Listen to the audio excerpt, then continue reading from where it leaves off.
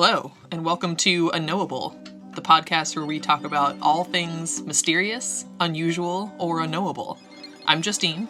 And I'm Gray. Some weeks we break down one larger mystery between the two of us. Other weeks we break down two smaller mysteries on a theme and teach each other about them based on our own independent research. This week, we have two smaller mysteries that are vaguely holiday related. Kinda, sorta? They both took place around the holidays. They took place right before Christmas. Right.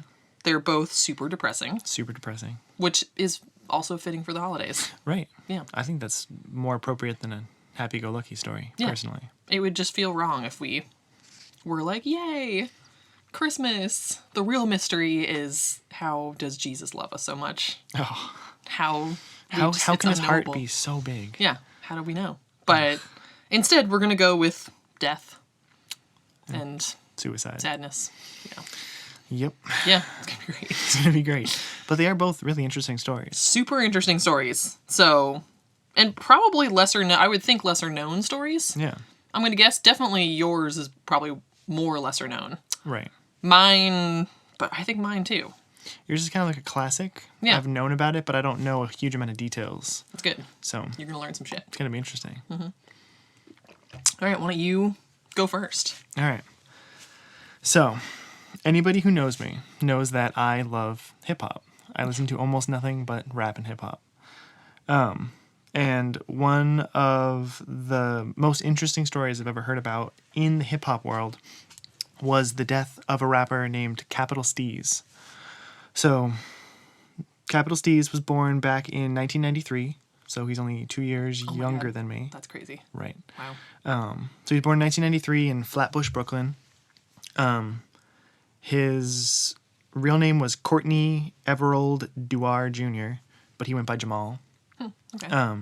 But his rap name was Capital Steez.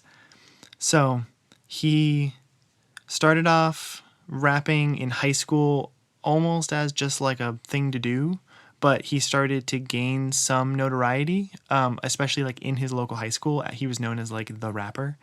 And he kind of like really took to it, and as he started to get more notoriety for it and people started to recognize him for it, he kind of like honed his image. He like lost weight, grew some dreads, and started like dressing more like a rapper. And he started a sort of rap collective with his friend called Pro Era, which kind of became more of a thing in Brooklyn, and he ended up actually not discovering the rapper Joey Badass, but he kind of like signed him to Pro Era, or like kind of like brought him into the fold of Pro Era.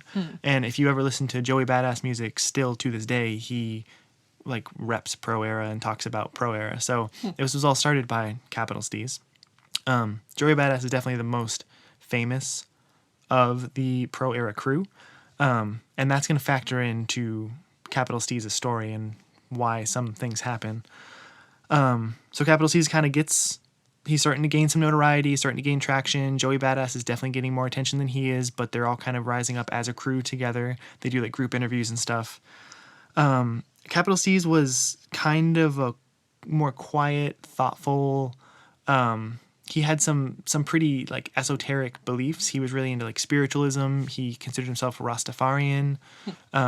He would talk about like having his third eye open, chakras. He was really into like sort of spirituality, whereas Joey Badass was kind of more of just not like, he was just like, Joey Badass's like lyrical content was like lighter. Like he wasn't quite trying to deal with like super deep topics. Like he would bring up some deep topics, but overall he was more just kind of like lighter hearted, higher energy, just sort of more marketable in general. So as they were coming up together, they started to notice that, or Capital Steez started to notice that like when he was doing interviews, they didn't really care about what Capital Steez was talking about. They would focus solely in on Joey Badass. Joey would get more solo interviews. He would get like free products sent to him by people. And even though Capital Steez was, in my opinion, a far stronger rapper, stronger lyricist, just a better rapper in general, Joey Badass got way more of the attention. Yeah. And this definitely like weighed on Capital Steez. He was not like all about fame, but he had some really like lofty ideals. Like he wanted to like change the world through rap music, and he knew that he had to like have some level of fame and notoriety to do that. So it definitely like weighed on him that like he was clearly being ignored. Yeah. So that kind of like sets the stage for like his rap career. He was really only active in like the rap world for about 3 years, 2009 to 2012. Jeez. And he made a pretty big impact in that time. I was listening to him. He was one of my favorite rappers at the time. I like knew of him while he was still alive. And so when what happened, I was aware of it. It hit me hard. I was like, holy crap, that's like one of my favorite rappers. Yeah. So underneath all of that was this sort of like quiet, introverted kid who had these really strange spiritual beliefs. So I'm going to kind of set the stage here. He sort of had 3 sort of core beliefs in his mind while he was doing all of this. One was that he was the Baphomet. Like he himself had taken the form of the Baphomet, which is a androgynous god that is largely associated with Satan and Satanism, but is actually a neutral entity, not good nor evil. The whole point of him being androgynous, having both male and female genitalia, is he represents kind of like yin and yang, balance in the universe, neither good nor bad. He's just like equilibrium. Jesus. So he believed he was the Baphomet. He also believed he was an indigo child, which I don't know if you have any grounding in what indigo children were. It was a spiritual sort of like movement back in the 1970s where people believed that children would be born who possessed special, unusual, or supernatural abilities. Interesting. The whole point of indigo is that their aura would glow indigo, whereas other people's would glow green or orange or whatever.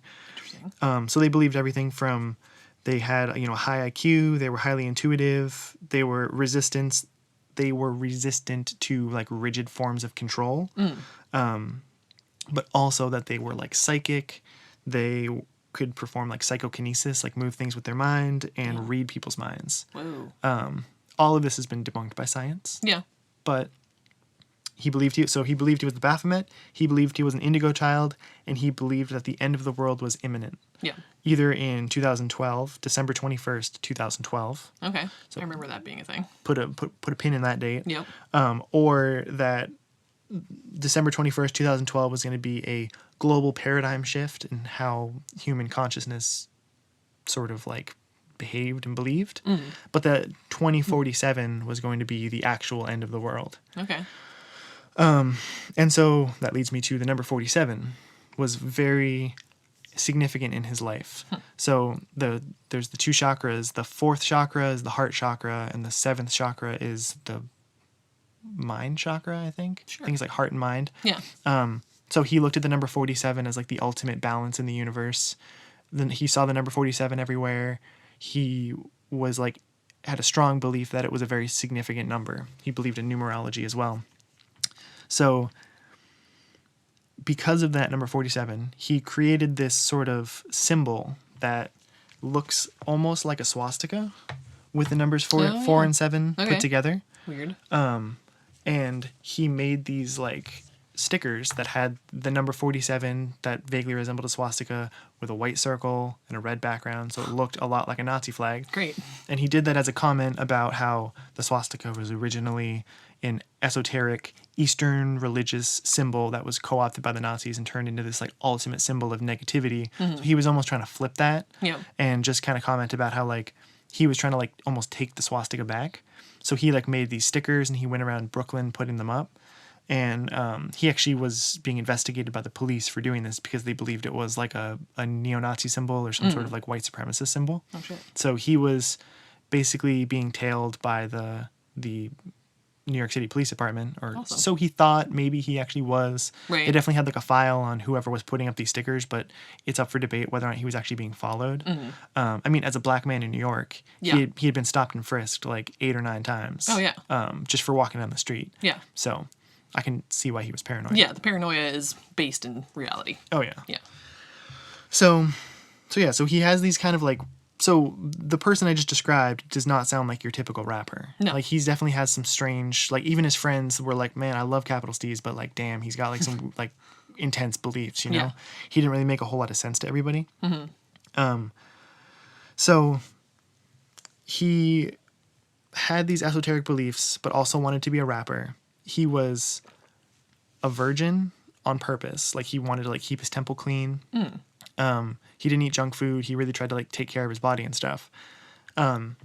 As Joey Badass started to take off, he went on tour with Joey.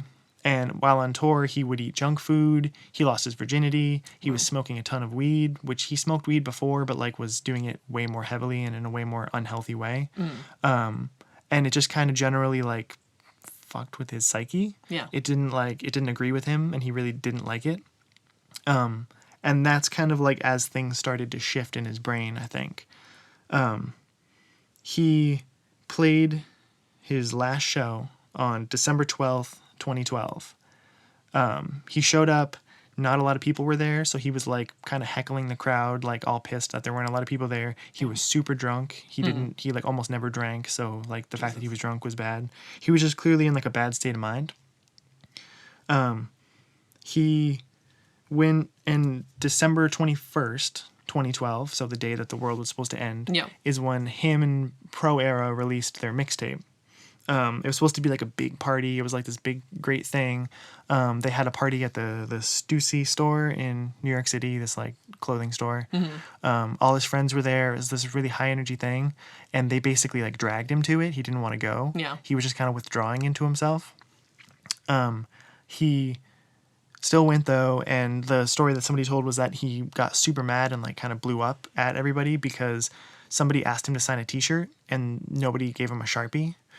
And so he just like freaked out and like yelled. Damn. So clearly he was like, he had like some stuff going on, you know what I mean? Things were weighing on his conscience. So that was December 21st. December 23rd, December 22nd, he went to the studio and was recording with some of his friends. And he made vague allusions to jumping off a building to kill himself. Great. And they took it not necessarily seriously. They were just like, you know, like classic Capital Steez talking about crazy stuff again. Yeah. And they kind of tried to talk him out of it. Like, no, man, don't do that. You don't want to do that. But they said like, it seemed like his mind was already made up. So that was December 22nd. December 23rd, he spent all day in his house, according to his mom. He actually spent all day in his room, just holed up by himself. We have no idea what he was doing, what he was thinking. All day. That night, his mom goes to bed thinking he's still in the apartment with her. And basically what he did was he left after nighttime. He went to the headquarters of the record label that him and Joey were signed to, which their record label was in this big skyscraper in New York City, the same building that the magazine Complex and Echo Unlimited had their headquarters. He got in because he was technically an employee of the record label, so he got in after hours, went up to the rooftop, sent a couple texts to a couple friends saying like, I love you, and then tweeted the end at like 11:54. Jesus. And then ran and jumped off the building, like landed in the middle of the road. Oh my God. And obviously died.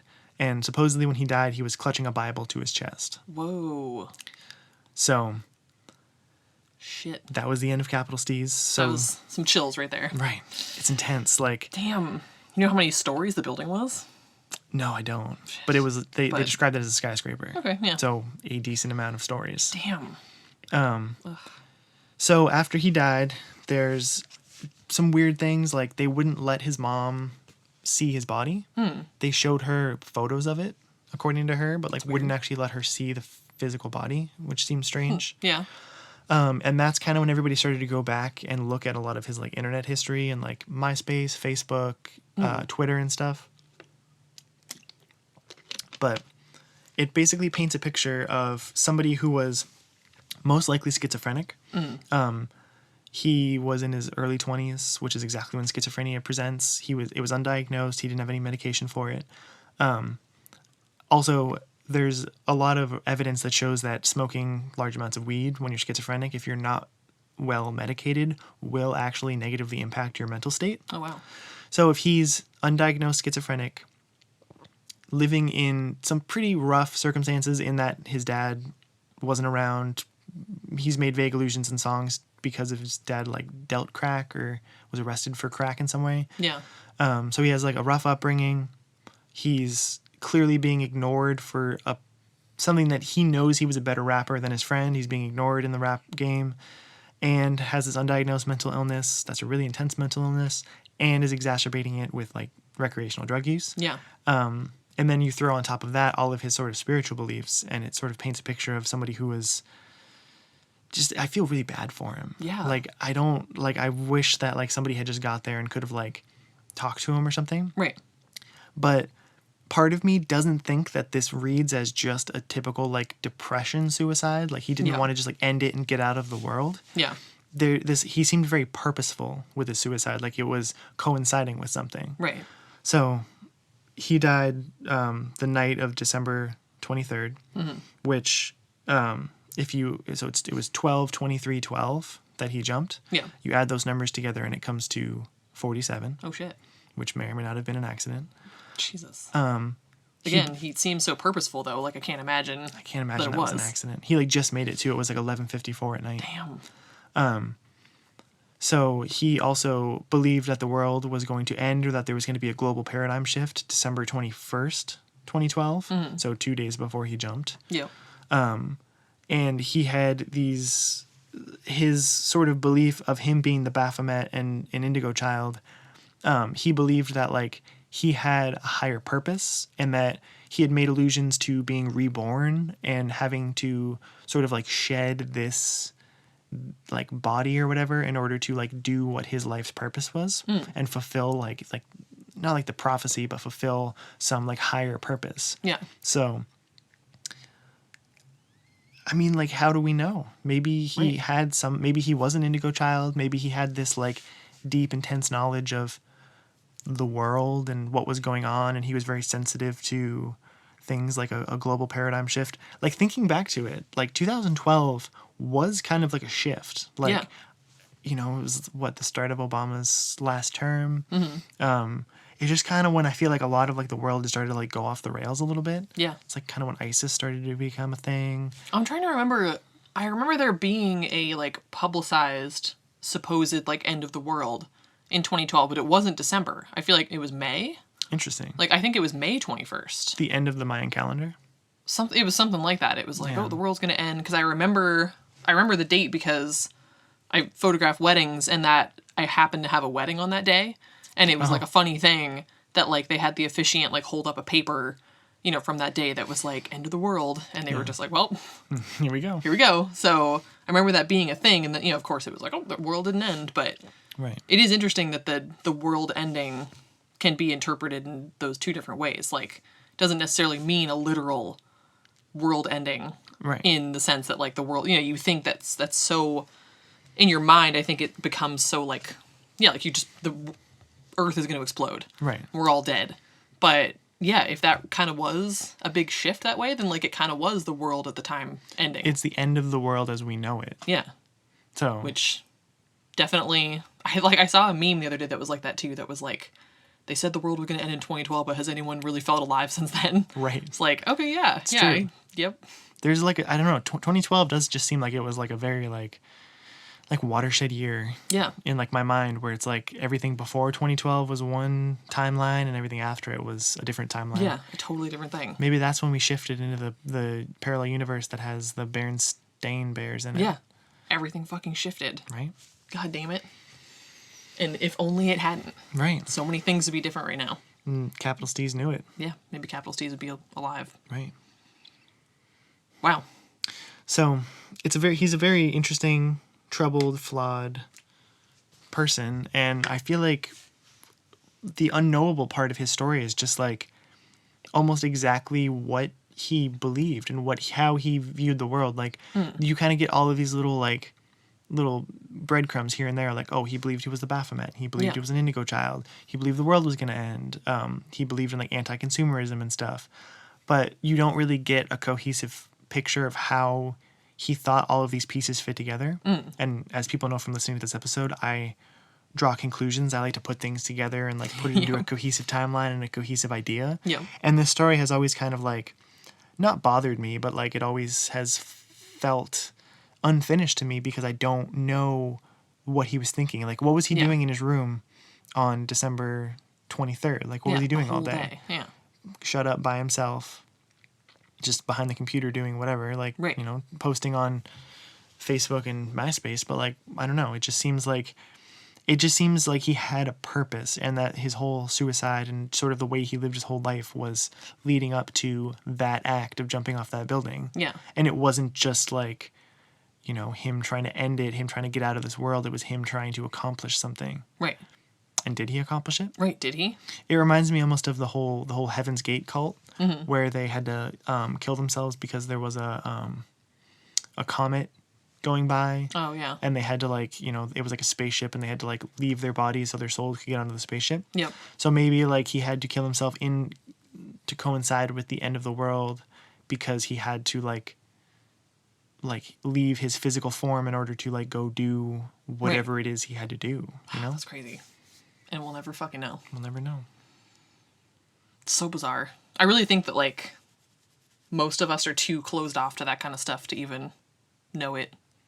Like, right. You got to think there's more deep things out there, and somebody like Capital Steez, like, having those beliefs is always, pretty much always in our culture, going to be seen as somebody who's crazy. Right. Which, I hate that word in description for anybody, but that's how they're seen. It's just like, oh, they're unstable. And it's just that it's not the norm to believe, but it's like, I even have a friend who she believes that, like, the electromagnetic forces in the solar system can, like, affect how we feel physically, which doesn't even seem like a very far out thing to me at all. No, like, not at all. Yeah, of course that could affect how we feel physically. Like, she's always spot on with her posts. She will, you know, maybe once a week or once every 2 weeks or something, we'll post something about there being some, like, big electromagnetic storm happening, or some type of shift happening. And, like, these are the things that you could expect to feel. And usually she might even post, like, oh, last night there was a whatever. Like, so if you had trouble sleeping, if you were feeling really anxious for no reason, like, she'll describe a bunch of different symptoms. And, like, every single time, it's not that she's posting it like, oh, this is happening tonight. So it could be like you know, you're imagining, like, oh shit, what if I feel anxious? And you kind of make it happen. It's always like, this is what happened early this morning or last night. Like, if yesterday you felt this way. Right. And every time I'm like, shit, I felt exactly what she described. Right. And she kind of describes it as, like, some people are just more sensitive to it. Mm-hmm. Or some people just don't even know. Like, if you just kind of feel anxious one day, like one afternoon, you're not connecting that to any one particular thing. You're just like, okay. Right. But every single time she posts it, I'm like, oh, yeah, like, I felt exactly that way. Right. And I'm like, what the hell, man? But, like, totally people will still, that. I can tell there's people who are like, okay. Right. I'm like, how is it? Like, it's not hurting anybody that she believes that. Right. But if she's, like, more tapped into that particular thing. And yet we totally accept that, like, you know, animals can predict when a tsunami is coming because there's a change in barometric pressure. Yeah. Or that, like, animals can sense when there's, like, lightning coming because they can, like, feel the electromagnetic difference in the air. Yeah. That just seems so logical. Like, we're all beings made up of, like, you know, meat being electrocuted. Yep. So it makes sense that, you know, different electrons or different electricity in the air would affect our, like, mood and how our brain functions. Yeah. That seems so logical to me. Mm-hmm. And it also makes sense that people like Capital Steez, you know, maybe like indigo children, if you want to call them that, are more either susceptible to it or are more able to differentiate, like, what is internally generated feelings and what are being affected upon them from, like, you know, the universe. Yeah. So, yeah, like, I totally believe that some people are more sensitive. I feel like I'm relatively sensitive, but I am not able to always divorce what's internal versus external. Yeah. So it's kind of hard for me to be able to tell, but I totally believe that stuff affects us. Oh, yeah. And so December 21st, 2012 is supposedly when the Mayan calendar ended. Mm. So if the Mayan calendar ended on that date, it would make sense to me that in some way, either the rotation of the solar system or how the solar system orbits around whatever we're orbiting around, the black hole, or how the black hole, our galaxy is orbiting, or some rotation of some part of our, like, the gears that we're turning in. Yeah. Something, like, ended or came back to the point that it started at. Mm-hmm. And so it would make sense to me that, like, energy would be different, or that there would be, like, a you know, like when there's a full moon, it's like the high point of where the blood is in your head or whatever. Mm-hmm. So maybe like as the Mayan calendar ended and like it's the end of this world as we know it, there's, you know, some change in electromagnetic, like maybe we're going through another electromagnetic field, or we're leaving one, or, you know? Yeah. So I think that like there's totally something to that. Oh, yeah. And he was sensitive to it and was maybe trying to like let us know that like, you know, trying to like mark that date by his death or something. Yeah. But so many people won't listen to that stuff because not only is he a person raving about stuff that people would write off as crazy, but he's in this niche of being a rapper when I feel like that's even less acceptable in that way where you're supposed to be seen a certain way. And there's all kinds of different, you know, positions to be in the world where that would be seen as less acceptable. But he's kind of stuck in this thing where it's like, what are you talking about, dude? Like, you know, people are... Well, we kind of talked about this a while ago with, like, Kanye West and his seeming mental illness stuff that he's struggling with. Right. And people just not really, like, listening to his most recent album, listening to the lyrics, and thinking that, like, there's so many people that will just play those songs at a party, just listen to the songs. They, you know, they love the musical aspect of it, but they're not even, like, listening to what he's saying. Right. Which doesn't take much effort, and when you do listen, you're like, holy shit. This is a cry for help. Yeah, this is like a huge cry for help, but people just don't, you know, they're just like, oh, sweet, like, catchy lyrics. Right. Whatever, like, oh, that's funny, like, oh, funny music video. Right. But they're not really listening to what's being said. And if you go, I encourage all of our listeners to go and listen to Capital Steez. Go on YouTube and search Free the Robots and watch his music video. That's the only music video, official music video he produced during his career, during his lifetime.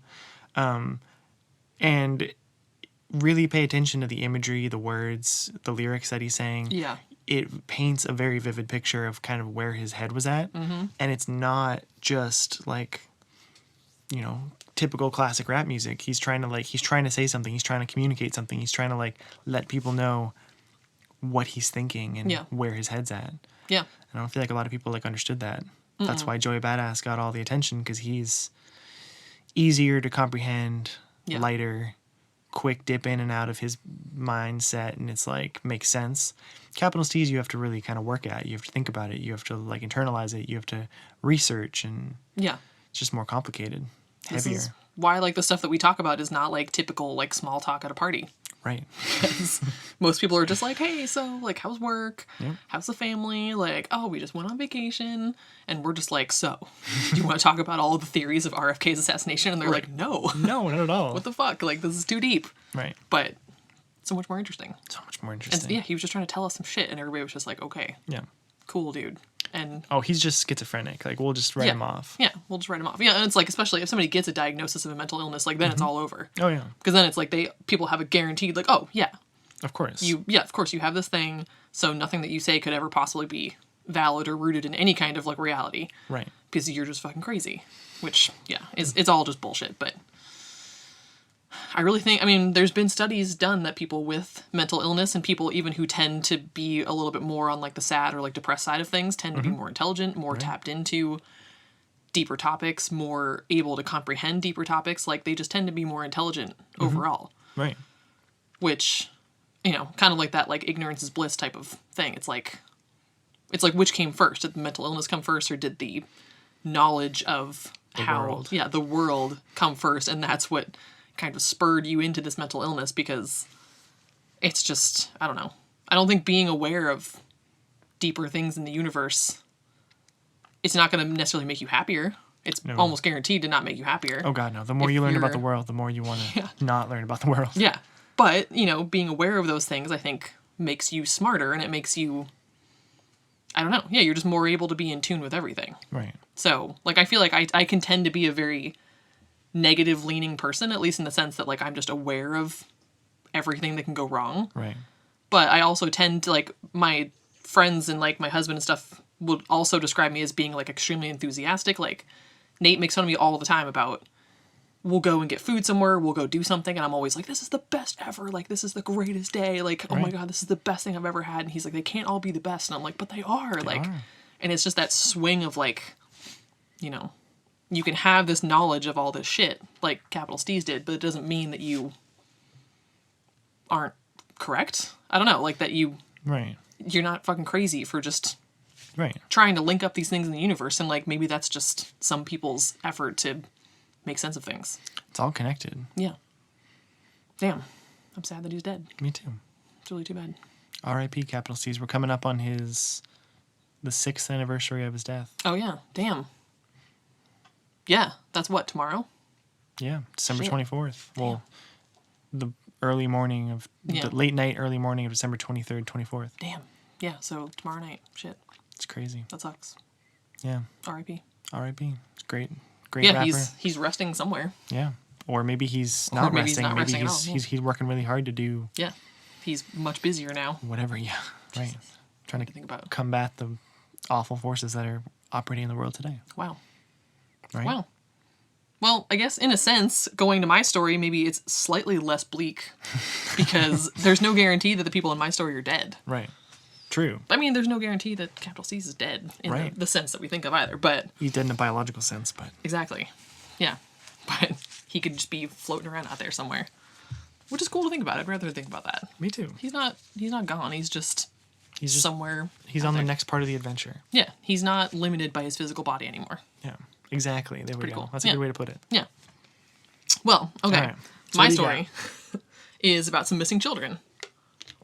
Merry Christmas. It's great. The Sodder children. So this is, like I said, maybe not a super known story, but maybe a lot of people know the name, know the name of the mystery, but maybe don't know everything about it. It's got a lot of weird things about it, as you're going to see. So, Christmas Eve, 1945, the Sodder family home in Fayetteville, West Virginia, was destroyed by a fire. Okay. The people who occupied the home was George Sodder, the dad, Okay. his wife Jenny, and 9 of their 10 children. Jesus. Their second oldest son had already left home to serve in World War II, so he was gone. But their other 9 children were there. These kids ranged in age from 2 to 23. So, Damn. yeah, I don't know how old the second oldest son was, but I think like it was like a 23-year-old son and then maybe like a 17-year-old or an 18-year-old. So yeah, like they were just having kids like every couple of years. Classic, like 1945. Yeah. Oh yeah.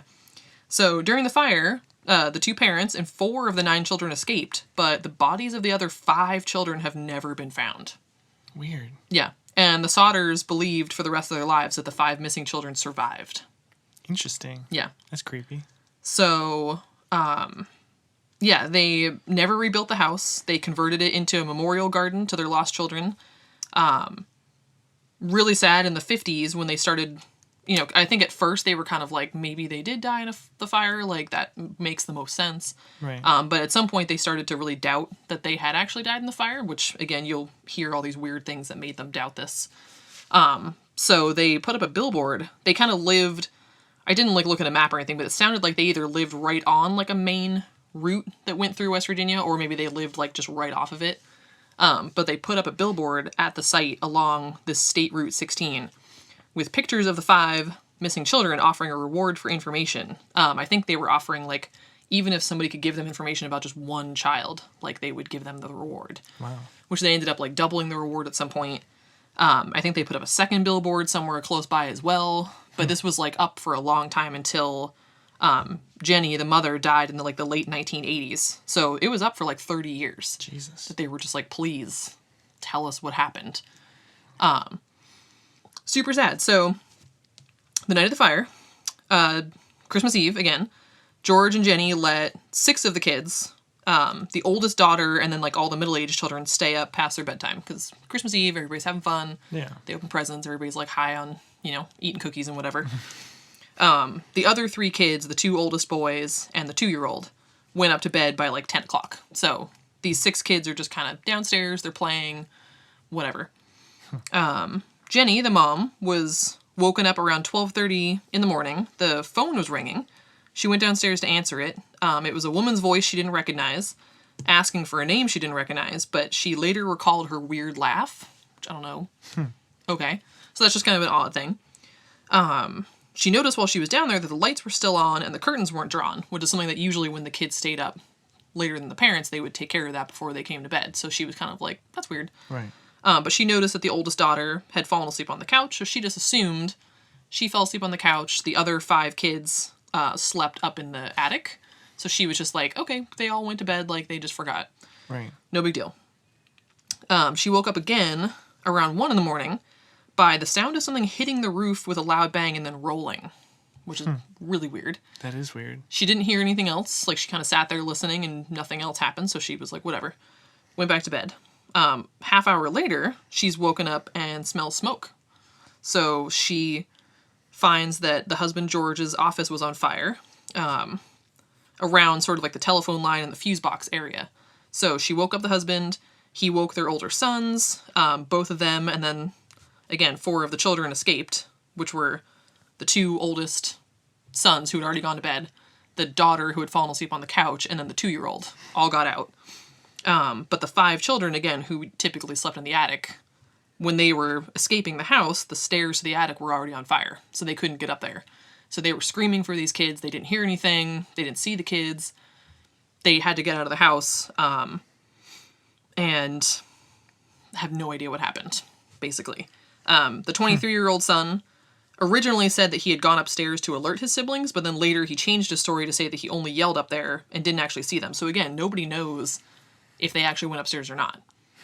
Nothing that I read mentioned whether the daughter who fell asleep on the couch, like, remembered the kids going upstairs before she fell asleep, or if she fell asleep while they were still playing. Right. So there's really nobody knows whether or not they went up there or did they never go upstairs. Interesting. We don't know. There was a lot of difficulty getting the fire department to their house. Their phone didn't work, which they assumed was because of the fire. So the oldest daughter had to go to a neighbor's house to call the fire department, but that also didn't work. Like, the operator couldn't be reached for some reason. So... and a nearby motorist even had seen the flames from the road and went to a nearby tavern to call the fire department, and that phone wouldn't work. So finally, either that person or the daughter got to another phone, like, in the center of town and called the fire department. So this was, like, a long time, kind of, because what else are you supposed to do? Wow. So that was frustrating. It's like, it took a long time. George, the dad, climbed the outside wall of the house barefoot to break the attic window in an attempt to get to the kids. Jesus.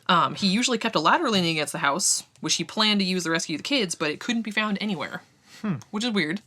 There was a barrel of water nearby, which he would have used, but it was frozen because it was December.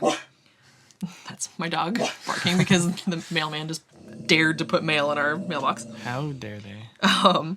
He tried to pull both of his business trucks close enough to climb on to reach the attic, but neither of the trucks would start, despite the day before having worked perfectly. So, another odd thing. Ooh, cow. You're okay. Hey, enough. Alright. So, all this weird stuff. The ladder's gone, the trucks don't work. We don't know why. The family basically just had no choice but to watch the house burn to the ground. To the ground. Over the next 45 minutes. The fire department was low on manpower because of World War II. So they didn't arrive until later that morning.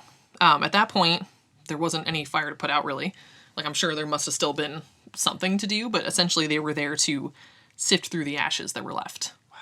Wow. By 10 a.m., the family was told that no bones had been found, which would have been expected if the children were burned in the fire. Right. But it was concluded that the fire must have blazed hot enough to just burn their bodies completely. And it was ruled to be an accidental fire due to, quote, faulty wiring. So... But the Sodders were convinced that their children lived because of these weird things, which there's a whole friggin' list. Got like a page and a half worth of weird shit. So, starting back in October that same year, a life insurance salesman visited the family after George was like, no, we're good. He warned George that his house, quote, would go up in smoke and your children are going to be destroyed. Which is not a great sales tactic. No, it's terrible. Wow. Or I guess if you're a life insurance salesman, it's a great tactic. It's a great tactic. Yeah, like, this shit's going to happen, so you better get life insurance. And he's like, I'm good. Which he attributed to, and the quote made it sound like the life insurance salesman said this, the dirty remarks you have been making about Mussolini. So, for some background, George and Jenny actually both were Italian immigrants. Okay. And George apparently... So they lived in this Fayetteville, West Virginia, which apparently had a lot of Italian immigrants living there and living around there. And George and Jenny were both kind of very active in the community, but George was very outspoken with his beliefs, in particular his hatred for Mussolini and the fascist government of his native Italy in general. So there were a lot of people that kind of took issue with him because of that, who had this loyalty to Mussolini and were like, how dare you? Right. So yeah. Okay. This life insurance salesman was also among the jurors in the inquest that the coroner made to determine why the Sodder home burned, which again was said to be faulty wiring. So weird that he happened to be in these two different places. There was another visitor.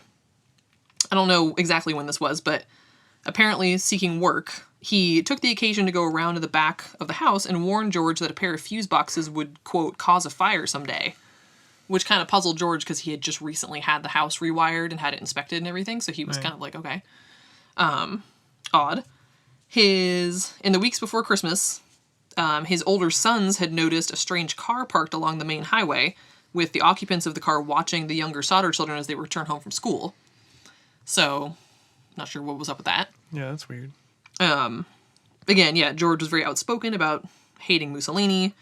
And so they kind of, because of this, they started to suspect maybe it was a case of arson and kidnapping by the Sicilian mafia. Ooh. Yeah, so who knows? Yeah, essentially, like, George's ties to Italy are kind of murky. He came to the U.S. when he was 13 with an older brother who, like, as soon as the older brother got him through customs, like, went back to Italy. So he wasn't even, like, leaving Italy with some family. Like, his whole family was coming over. Like, his brother brought him over and was like, cool, see ya. Wow. And left and went back.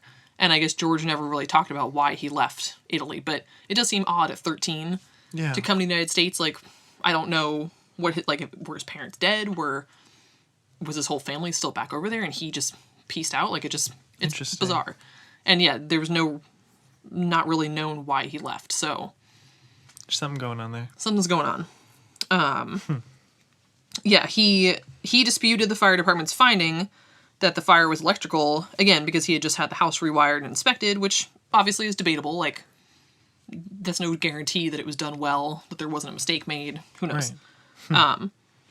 And I guess they noticed that the Christmas lights, either in the house or on the outside of the house, I don't know, but stayed on while the fire burned, and they wondered why the power hadn't gone out completely, which I don't really know that much about those details, like, as far as, like, what a fire would do. I would think that it would be possible that, like, something could have kind of sparked and caused a fire that wouldn't necessarily put the whole power out. I don't really know. Right. Especially, like, back in the 1940s, like... Yeah. Like, I have no clue. But they thought that was suspicious. There was a driver of a bus that passed through the town late Christmas Eve, that said that he saw people throwing, quote, balls of fire at the house, like, that night while it was, like, shortly before it was burning. Huh. Which is also very, very strange. Yes. After the snow melted, so kind of like earlier that next spring, the youngest daughter found a small, hard, dark green rubber ball-like object in a bush that resembled a pineapple bomb hand grenade or some other kind of incendiary device. And again, George recalled his wife hearing that thud and the roll on the roof. Right. So, but at that point, the house was burned down. There's no way to prove that the fire started on the roof or what the deal was. Right. But seems really odd. Like, yeah, that's strange. You aren't really going to mistake driving at night, seeing people throwing balls of fire at something, you know? Yeah. You can't really mistake something else for that. Very specific memory. And something you wouldn't forget. I mean, if I was driving around at night and saw people throwing balls of fire, like, that would stick with me, I think. Yes. So, what the hell? Again, that ladder that was normally against the side of the house was not there when he looked for it. Not that weird in general. Could have, like, maybe he put it somewhere else and forgot.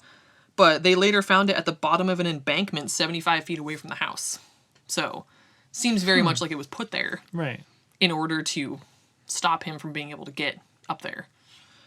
Super weird. A telephone repairman told the Sodders that the house's phone line, that, again, they thought didn't work because of the fire, right, had not been burned through in the fire as they expected, but cut by someone who had climbed the 14-foot pole to do so. Interesting. Which is super creepy. There was a man who was identified by some of the neighbors and arrested. He was seen stealing a block and tackle, which is like a pulley system for lifting heavy shit. He was kind of around the time of the fire, I don't know if it was right before or like during the fire, on the property stealing this thing. This dude admitted to cutting the phone line, saying that he thought it was the power line, which still doesn't really make sense to me. No. But denied having anything to do with the fire. So, I don't know why. If you're trying to sneak around and steal something, like, why would you cut the power? Right. Which would make people probably go outside. Right. Or, do some kind of, like, inspecting. Like, what the hell, man? And why did you think the power line was way up on, like, a phone pole? Right. Like, why would you need to cut the power to steal something that's outside? Yeah. That doesn't make any sense. I don't get it. So, like, okay, dude. That seems shady. Yeah.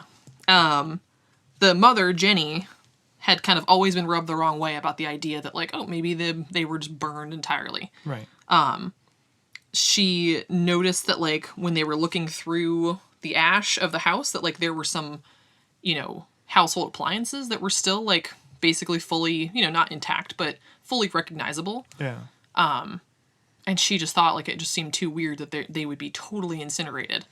She kind of did her own little experiments with, like, animal bones and found that, there would always be some fragments left, at least. Yeah. And she actually spoke to the owner of a local crematorium who told her that fragments of bone remain even after being burned in 2,000-degree heat for 2 hours, which he said was hotter than the house would have been burning. Yeah. So, shady. Again, like, there would be something. At the end, like, of 5 children, there'd be, like, even if there was only one bone, there'd be something. Yeah, there'd be something. It was kind of debated if the fire department did a great job inspecting in general, so who knows? But yeah, the fact that they found nothing just seems so weird. There was a woman who had watched the fire from the road, said that she had seen some of the children peering out of a passing car while the house was burning. So these kids were, it's nighttime though, so like, was it actually the kids? Did she know the kids well? I mean, we're assuming this is a small town, but who knows? But that was weird. There was another woman who worked at a rest stop between Fayetteville and Charleston, said that she served the kids breakfast the next morning. Like they were there with some adults, and said that she recognized them, like, from the flyers and stuff like that. So, super weird. That's weird. And later on, they hired a private investigator to do some more research on this for them. He found out that the fire chief, this man named Morris, despite saying that no human remains had been found, had indeed found a heart, but instead of telling the family, he put it into a metal box and buried it. Apparently he confessed this to, like, a local minister, who confirmed that, like, yes, he told me this. So the family confronted the chief, he admitted it, and showed them where it was buried. Which, like, this whole thing is just like, what the fuck? Why would you do that? What the hell? That is such a strange thing to do with that. So strange. So, yeah, he showed them. They took this box to a local funeral director who looked at it and said that it was actually very fresh beef liver that had never been exposed to fire. So they went back to the chief, like, what the fuck, dude? What are you doing? Like, I can't get over the weirdness of this. Right. And the chief admitted that he placed it there in hopes that they would find it and be satisfied that the children had died in the fire. Which, like... What? Why would you couldn't... Okay. So you couldn't find, like, some kind of, like, bones or something. Like, something. Like, that was, like, less weird than that. You take a beef liver and then pretend it's a heart. Which, pretend it's a heart. Livers and hearts do not look the same. No. And if you're going to go through the effort, at least take, like, a beef, like a bone. If you don't care if somebody's going to, like, forensically analyze it to figure out if it's human or not. Exactly. And, like... And bury it in a metal box? Yeah. Like, what the fuck, dude? Why not just, while you're, like... I mean, maybe he didn't have time that night, but, like, why not bring it, like, the next day and be like... Oh, we found this. Right. Why, like, bury it in a box? And why would it, of all things that would survive a fire, why would a heart? Yeah, heart. Just a clean heart. Yeah, there's no bones here, but this heart survived. And it's fine. It looks like it's never been touched by fire. Yeah, and then just confess it to a minister? Like, how did he expect they were ever going to find it? Like, were they just going to dig up the yard on their own and, like, be like, oh, this must have been from the fire. Right. This weird heart in a box. Like, what the fuck? Because, like, ministers aren't supposed to, like, say that kind of thing. Ministers, they're like, it's like a confidentiality thing. Yeah. So it's like, so he planted this story, like, what? Like, in hopes that, like, I just don't even, it's so convoluted. Like, what the hell? So that happened. Smoking crack or something. Which is shady. Like, why did he want them to just, like, give up and stop? You know, if they really found nothing and if these parents are, like, distraught, what's his motivation for, like, just stop looking, guys? Right. Like, don't look into this anymore. Seems weird. Yeah.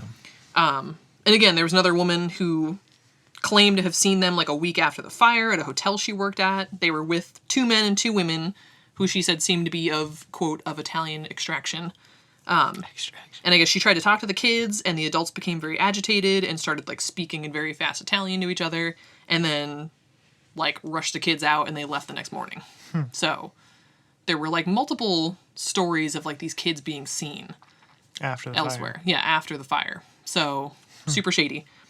Yeah, so the parents were, like, again, not done with this. They were not, like, content with just, like, sure, they're just dead. So, like, George Sodder had put in a request to the FBI for hoping that they would investigate this as a kidnapping, because, again, he was convinced that these kids had not died in that fire. But J. Edgar Hoover himself declined the request, saying that, of course, if the local police or fire departments requested assistance, they would send some agents, but the police and fire departments declined to do so. In 1949, like 4 years later, he was finally able to persuade a Washington, D.C. pathologist to supervise a new search through the remains of the house. They found a few bone fragments of human vertebrae. So they're kind of like, okay. But it was determined that the age of, like, child/teenager that this would have come from did not match any of the missing kids. It was, like, I think the oldest missing kid was 14, and it was determined that this would probably be, like, 17 to 20. So it was just too advanced. That's weird. Which on its own, they were like, maybe the 14-year-old had, you know, it's possible he could have had vertebrae that matched. Right. But again, they were determined to have not been exposed to fire. And then the private investigator ended up admitting that they came from a nearby cemetery, but, like, wouldn't say how or why. What the fuck? I know. And so they had put this, like, memorial garden or whatever over the site. So my thought was, like, is it possible that, like, the dirt came, like, but why would the dirt come from the cemetery, like, from an area where there's bones? There's bones, like, doesn't make any sense. Like, an unmarked grave. Yeah. Like, I have no idea. But, like, the private investigator, like, knew that it'd come from there. So I'm kind of like, okay. So it just seems like a lot of people planting things to be like, see? Right. They're dead. Like, give it up. And then it keeps coming out like, no, it actually isn't anything to do with them. We did a really shitty job faking this evidence. We did a terrible, terrible job. And yeah, in 1950, there were 2 different hearings. And the governor of West Virginia and the state police superintendent ended up closing the case, telling the family that it was, quote, hopeless. So they were kind of just like, sorry. Wow. This sucks for you. But yeah, George, the dad, was intent on solving this case. Every single lead that he got from anybody, like, of any level, he followed up and, like, would go there himself to be like, I'm figuring this out. He went to St. Louis. A woman claimed that one of the daughters was being held in a convent there. He didn't find anything about that. He went to Texas after this bar patron had heard another customer, like, make some statements about a Christmas Eve fire in West Virginia. Nothing panned out from that. He went to Florida when he heard that one of Jenny's, his wife's, relatives had children that looked similar to his children. He, like, insisted that she prove that they were her own children. I don't know how she did that. But he, like, would not leave it alone until Sheila was like, seriously, these are my kids. They came out of my vagina. Yeah.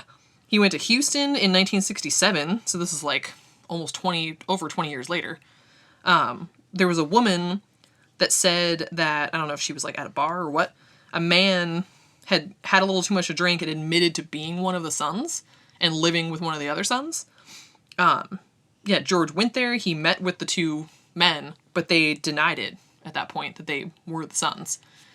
Which is hard to know. I mean, if it's 20 years after you're, again, like, the oldest kid that went missing was 14, so, you know, maybe this was, like, a 14 and, like, a 12-year-old at the time when they went missing. Like, yeah. On one hand, you'd think that a father would recognize his kid. On the other hand, it was 20 years later. Right. So, like, would you necessarily? You would think, but yeah, who knows? 20 years is a long time. It's a long time. If you hadn't seen your kid, who knows how different they could look in 20 years. But, yeah, but I guess he, like, always regretted not probing into that more because he just didn't know. Again, like, it was, their biggest suspicion was that these kids had been taken by the mafia. Right. So their thought, and maybe their hope, was that if that had happened, that they potentially would be in danger if they ever got into contact with these kids. So I think their hope in the whole thing was that if the kids were missing because of that, the kids were intentionally not getting in touch with them to not endanger the rest of the family. Right. Because there were still these other 4 kids, well, technically 5 kids, the kid that was in World War II. So, you know, maybe these kids were staying away on purpose. You know, not that they left on purpose, but just now that they knew that the family was in danger, they were like, let's just not do that. So, yeah. Their craziest bit of evidence, I suppose, was, it didn't say the year, but they received a letter from Central City, Kentucky, no return address. Inside was a picture of a young man around the age of 30 who resembled one of the missing sons, who would have been about 30 at the time. Right. On the back was written, Louis Sodder, I love brother Frankie. It was like, in these weird like lines, like Louis Sodder was one line. Below that, I love brother Frankie. Below that, it said, it was like capital ILIL boys, which I don't know, like I-Lil, or is it supposed to be like 2? I don't even know. So there was that, and then the next line down said A90132 or 35. What the fuck? Oh, weird. And they hired a private investigator to go investigate, like, in this Central City, Kentucky. This investigator never got back to them, and they could never find him again. What the fuck? So they kept this photo. They like had it blown up. They have it like hanging on their wall because they were convinced that this was their son. Potentially trying to get like just tell them that he was still alive, that he was okay. Right. I have no idea what those numbers mean. Right. What the hell? If that was them, I would have like gone crazy trying to interpret those numbers. Right. Like, my immediate thought was like a prison number. That could be. I don't know if that's true, but yeah, who knows? I don't know what the I Little Boys is. Don't know. Illinois boys or something? Yeah. I don't know. So, yeah, that was their most compelling thing that they got. Which, again, could be somebody messing with them. Right. Which is really cruel if it is. Yes. But could have been that boy trying to be like, hey, I'm good. Like, why not give a less cryptic message, dude? Right. Especially you're writing this, like, when you're 30. Right. I love brother Frankie. This is weird. Even like, we're okay. We love you. Yeah, something. Like, not just, like, weird-ass numbers at the end. Right. But who knows? So, yeah, George died in 1969, having never figured out what happened to his kids. Jenny, and this was unclear if she started wearing black when George died or if this was, like, from the time the kids went missing, but she, the rest of her life, wore black in mourning for the kids. Wow. She died in 1989. And as of 2015, the only family member still alive is the youngest daughter, who was 2 at the time. And she still believes that her siblings survived and has kind of been investigating sort of in the background of her life this whole time. She may never know. Like, I have so many questions. Like, I know. Like, I guess I could buy the whole, like, them criticizing Mussolini and other Italians in the area, like, burning down their house as like a fuck you for not supporting Mussolini. Yeah. That makes logical sense. The throwing the fireballs makes sense. Yep. Having that guy who's like stealing the block and tackle, having that as a cover to cut the telephone line. You know, like you admit to a smaller crime to cover up a larger crime. That makes sense. Yep. Moving the ladder so that they can't get up and like, you know, get the fire off the roof or whatever. Yeah. Also Messing makes with sense. the trucks. Messing with the trucks. Yeah. Cutting the telephone line in such a way that like the closest other phone, which is like that tavern, doesn't have it. That all makes sense. Yeah. But what I don't understand would be either the missing children, as in like their bodies burned up completely, or I also don't understand why they would be kidnapped. Right. There's no compelling reason. Like, why would you kidnap 5 children? Like, and if it was those 2 Italian men who like had them in the hotel or whatever, what are they doing with them? Right. Why are they kidnapping them? Why are they... Like, if this dude's, like, a dissident who's, like, criticizing the regime or whatever, and if were these people working, like... Were they working for the Italian government? Right. Were they working for the Italian mafia? Were they just, like, regular citizens who supported Mussolini? Who were just like, fuck you guys. And if so, like, why are they kidnapping 5 children? Yeah. That doesn't make any sense. Like, burning down the house makes so much sense as, like, a fuck you. Yeah. But, like, kidnapping 5 children... Right. That would be... Just logistically, that would be really difficult. Like, first of all, getting them out of the house without waking anybody up, especially because they're in the attic. Mm-hmm. And then, secondly, trying to, like, corral 5 youngish children who don't want to be there, who are away from their parents, who, if they were in that car driving by watching their house burn down, know that their house burned down, who are going to be agitated about that. Yeah. That would just be like a nightmare. Yeah. I don't get it. It doesn't make any sense to me. Like, my only thought is that if they wanted to, like, take some of the kids as, like, a further fuck you, probably if the 2-year-old, it wasn't clear where the 2-year-old slept, potentially slept in the bedroom with the parents. Right. So that might have been tough. The older kids would have been tougher to take because they were older. Maybe these 5 were easy to take, and maybe it wasn't even planned which kids to take. Right. But, like, again, if those 5 kids never made it up to the attic that night, and, like, the older daughter was asleep on the couch, like, maybe the kids were, like, sleeping on the floor or something, maybe, like, they came in and were just like, we'll just grab these 5. Like, they're an easy enough age. I don't know what age they started at, maybe, like, 4 or 6 or something, like, up to 14. Yeah. But, yeah, it seems like 5 kids would be really tough. And, like, how did they get those? Were the kids, like, silent when they left the house? Like, right. You'd think if they were in the living room with the oldest daughter, like, how did she not hear multiple people coming in and taking 5 of her siblings? Right. Before setting the house on fire. Yeah, before setting the house on fire. It just doesn't, none of that makes sense to me. No. Nothing about it makes any sense. It definitely doesn't make sense that they burned in the fire. No. There was no evidence of that. Right. I mean, maybe, like, the house burning literally all night would be long enough. Like, he was saying that, like, there'd be bone fragments after 2 hours. Yeah. Of burning in a crematorium at a higher heat. Right. So maybe, like, a lower temperature for, like, whatever, 8 hours or right. I don't really know. Like, or whatever. The fire seemed to start somewhere around 1 or 1:30. Because she had woken up at 1 and there was no smoke. Right. And then she woke up at 1:30 and there was smoke.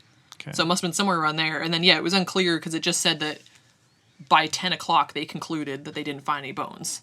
So I don't know exactly what time the fire department got there, but it was several hours. Right. They didn't get there right away. They got there at least a couple hours later. In the morning or whatever. Yeah. So, like, 3-4 hours maybe. I don't know. It just doesn't seem like it would...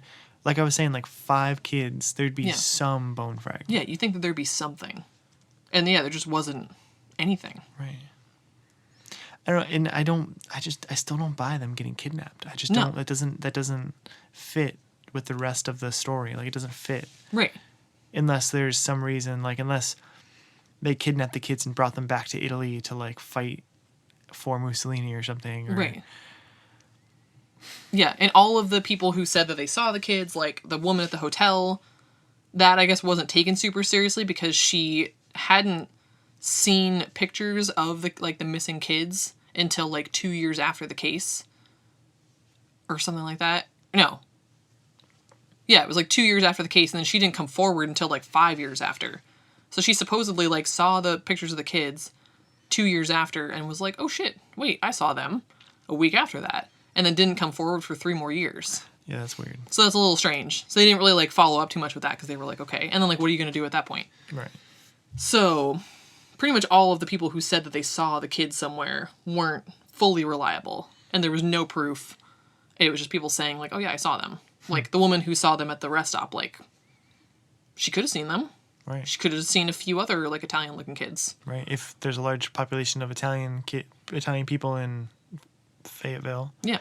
It's possible it could have just been a different... I mean, like, back then, people had, like, 1 million kids anyway, so... Yeah. A family with 5 kids probably wouldn't be out of the ordinary. Right. So, yeah, the only thing that was just struck as weird was that picture that was sent. Yeah, and that photo is strange, too. Yeah, because they really did think that it looked like the missing kid, the kid Lewis, but, again, no proof there either. I mean, it was just a picture of a dude, a 30-year-old dude, that... You would think, I mean, a grief-stricken family, grief-stricken parents, like, could definitely, potentially draw a connection and be like, oh my god. It's gotta be. Yeah, especially if the name was on there, like, you'd instantly be like, oh yeah, like, that could totally be him. Which, again, 20 years or whatever later, right? You don't really know for sure what your kid would look like if they went missing when they were, however, 12 years old. Right. So I could see that they could make the connection in, like, their desperation for, like, please let this be him. Right. And, I mean, who knows if that gave them some comfort before they died. It's not the worst thing. Right. If at least they could think, like, thank God he's alive. I just think, like, if it's a prank, like, what are the numbers on the back? Right. Yeah, I would love to know. I didn't get a chance to look up because, like, of course, I'm sure this case has been talked about, like, on Reddit and stuff like that. Right. I'd love to know what people have interpreted those numbers to mean. Right. And yeah, just confusing that it was like the weird, A90132 or 35. I don't know. I have no idea. Yeah. But there's got to be some theories about what that could mean. Right. So I'd be curious about that, but who knows? Yeah, so you have to wonder, like, maybe, like, was he not able to give more information? He clearly was trying to say something with those numbers. Right. But who knows what the hell it was. So yeah, the whole thing is just a fucking mind fuck. Yeah. Makes no sense. But it's just, yeah, it's super tragic that these poor parents, like, just had to die not knowing. What happened to their 5 children? Yeah, I mean, that's intense. Like, one kid going... I mean, I can't imagine how traumatizing that would be just to have one kid go missing. But 5 kids? Right. Like, half of your kids. That's crazy. Just gone. In the span of one night. Lose your house and half your kids. Yeah, that's pretty traumatizing. Yeah. So, it's no surprise that they just spent the rest of their lives just glued to this case. Because, like, how could you not? You know, I'm sure they would have been fucked up even if it was guaranteed the kids died. If they had, like, heard them screaming and found bones and they were like, okay, yeah, they're dead. Right. You'd still be fucked up forever. Right. It's still 5 dead kids. Yeah. But on top of that, you're just like, I have no idea. Yeah. So, if anybody has any theories, Right in. I would love to hear them because... Specifically about those numbers. We want to know about the numbers. Yeah. I'm completely lost. So... Yeah. Yeah. 2 super happy Christmas cases. Yeah. Happy holidays. Yeah. Christmas Eve, guys. Yay. So, yeah. Episode 10.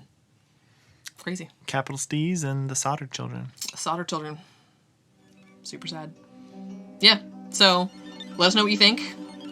Leave us a review on iTunes or a rating. Find us on Instagram and Facebook. And, yeah, let us know if there's anything you want to hear about. Yeah. This is Please. episode 10 of Unknowable. Unknowable. Unknowable. All right. Love you.